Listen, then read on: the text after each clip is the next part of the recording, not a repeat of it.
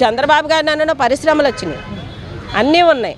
5 రూపాయల భోజనం పెట్టాడు, రంజాన్ తోపే ఇచ్చారు, సంక్రాంతి కానుక ఇచ్చారు, క్రిస్మస్ కానుక ఇచ్చారు, పండగలకి అన్నిటి ఇచ్చారు, ఆరోగ్యశ్రీ సౌకర్యం ఉంది, అన్నీ ఉన్నాయి, బాగానే ఉన్నాయి, లేదనేది ఏం లేదు. ఆయన వస్తే పరిశ్రమలు, చదువుకున్న పిల్లలు, ఎడ్యుకేషన్ పిల్లలు బాగుంటారు.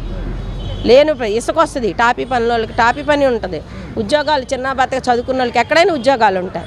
ఈ ప్రభుత్వంలో ఏం చేస్తారు? డిగ్రీ చదువుకున్నాడు బియ్యం స్టోర్లు బియ్యం వేస్తున్నాడు, ఇంటింటికి డోర్ టు డోర్ బియ్యం అన్నాడు. ఈ రోజు ఇచ్చిన నాదిరెడ్డి అది రోడ్డు మీద నుంచొని తీస్తున్నారా? ఈ వ్యాన్లకు ఆయిల్ ఖర్చా, మళ్ళీ అడిగి జీతం ఖర్చా?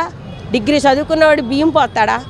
వాళ్ళ అమ్మ తల్లిదండ్రులు ఎంత బాధపడతాడు? నా కొడుకు డిగ్రీని చదివించుకున్నాను బియ్యం మూటలు మోసుకుంటున్నాడని ఎంత బాధపడుతుంది? ఆ ఎడ్యుకేషన్ అనే మైండ్ చంద్రబాబు నాయుడు గారికి ఉందని పక్కాగా మేము నమ్ముతాం. మా బిడ్డల భవిష్యత్తు, ఎంత చదువుకున్న వాళ్ళకి ఎంత జాబ్ ఇవ్వాలి, వాళ్ళ భవిష్యత్తు ఎలా ఉంది, వాళ్ళ మైండ్ సెట్ని బట్టి చంద్రబాబు నాయుడు గారు తీసుకొస్తారు, రాష్ట్రాన్ని అభివృద్ధి